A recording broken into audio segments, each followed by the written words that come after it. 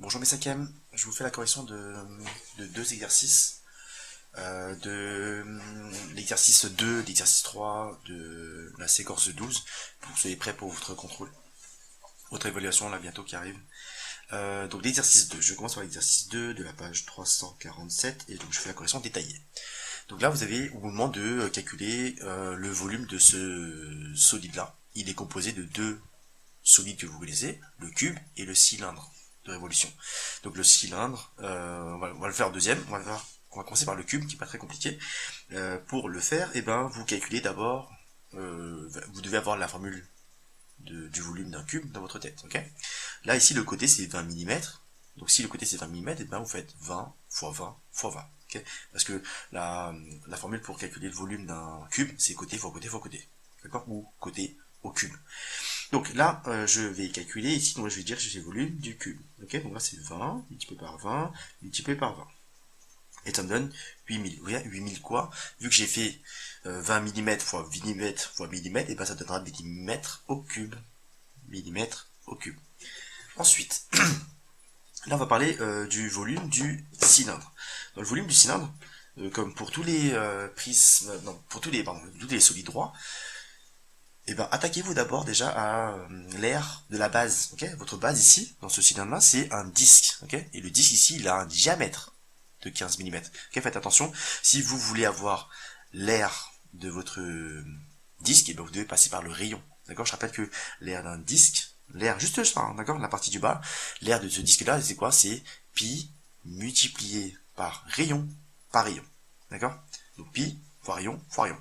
Donc là, si vous avez besoin du rayon, vous devez d'abord le calculer. D'accord, là j'aurais pu calculer ici, j'aurais dû d'ailleurs, le rayon, c'est égal à 15 divisé par 2. D'accord, je prends le diamètre, je coupe en deux, et j'obtiens 7,5 mm pour la longueur du rayon. J'en ai besoin pour l'aire de mon disque. Ici, donc pi multiplié par le rayon, multiplié par le rayon, d'accord. Donc là, ce que j'obtiens, ce que je vais mettre en vert, c'est le code couleur qu'on a utilisé en classe. Donc là, votre base ici, c'était, donc là c'est un disque, ok, pi fois rayon, ça vous donne le disque. Et là, si vous multipliez par la hauteur, ok, par la hauteur ici, là c'est donné, c'est 25 mm. Et je multiplie par 25. Alors, je fais fois 25 et le reste, c'est la calculatrice qui va me le donner, ok. Je calcule ce que je peux calculer de manière exacte. Le pi, dès que je rentre pi dans la calculatrice, la calculatrice elle ne sait pas garder pi. Okay, parfois elle va vous donner une valeur approchée de pi. Mais si on vous donne une valeur approchée, c'est que ce n'est plus une valeur exacte. Ce que vous allez faire, c'est que vous allez prendre la calculatrice. Là, je prends la calculatrice et je fais 7,5 multiplié par 7,5 et je multiplie encore une fois par 25. Là, c'est bien exact. Donc là, ce que j'obtiens, 1406,25, c'est une valeur exacte. Et il ne faudra pas oublier pi, d'accord. Je ne l'ai pas intégré dans mon calcul à la calculatrice. D'accord, je n'ai pas utilisé pi.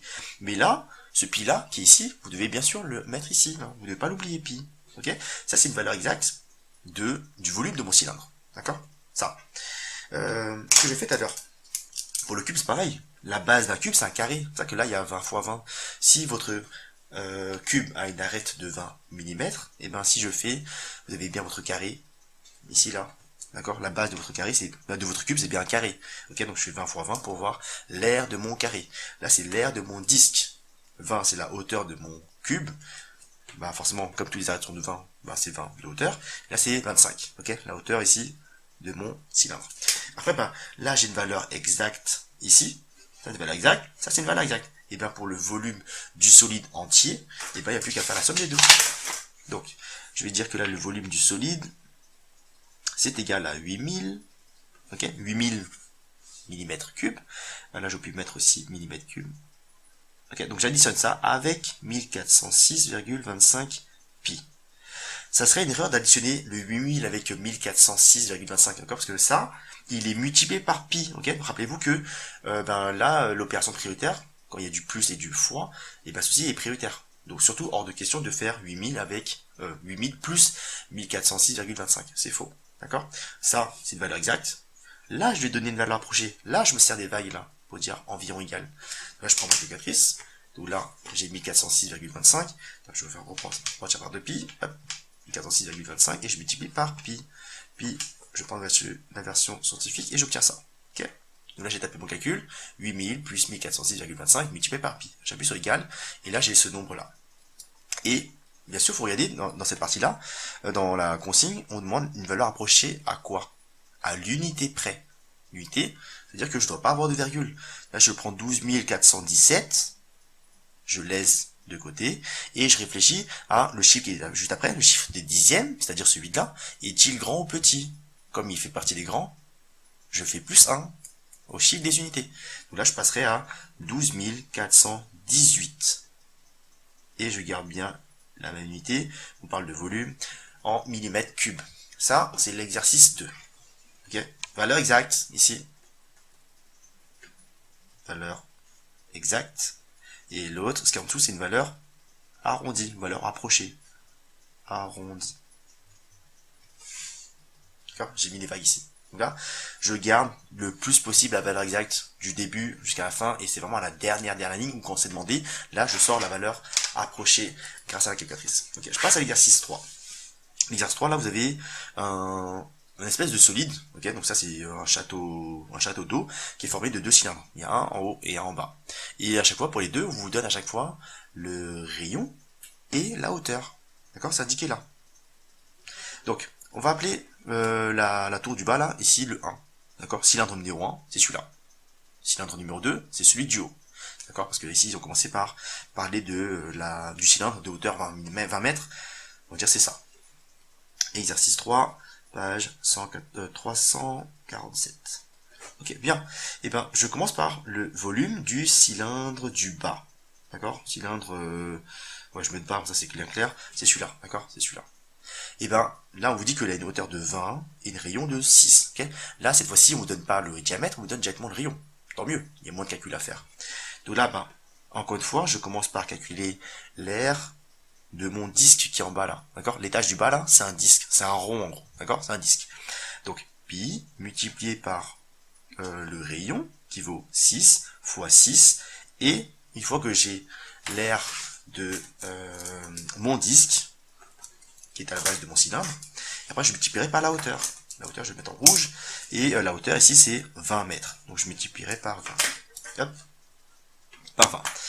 Alors, donc là j'obtiens, pareil encore une fois, même discours que tout à l'heure, je calcule ce que je peux calculer de manière exacte. Ça, fois ça, fois ça, j'intègre pas pi dans ma calculatrice, j'essaie de garder le plus possible une valeur exacte. Donc si je fais 6 fois 6 fois 20, et ben j'obtiens 720. 720, j'ai fait 6 fois 6 fois 20 à la calculatrice, et le pi, je l'oublie pas. Mais si je mets pi dans ma calculatrice, le problème c'est que la calculatrice va donner une valeur approchée, et je ne veux pas, je veux une valeur exacte pour l'instant. Volume du cylindre du haut. Ok, alors je mets, donc pareil encore une fois, la base de mon cylindre, même s'il est perché là, c'est un disque à la base. Okay, je multiplie par quoi? Le rayon. Ici le rayon il est un peu plus grand, vous voyez bien qu'il est un petit peu plus large hein, ici. Là j'avais 6, là j'ai 8. Okay, donc là 8 c'est votre rayon. Je fais ça, après je multiplie par la hauteur. Ok, le nombre d'étages, c'est un peu comme tu l'avais en classe. Et ben là, le nombre d'étages ici, c'est hauteur 2 mètres.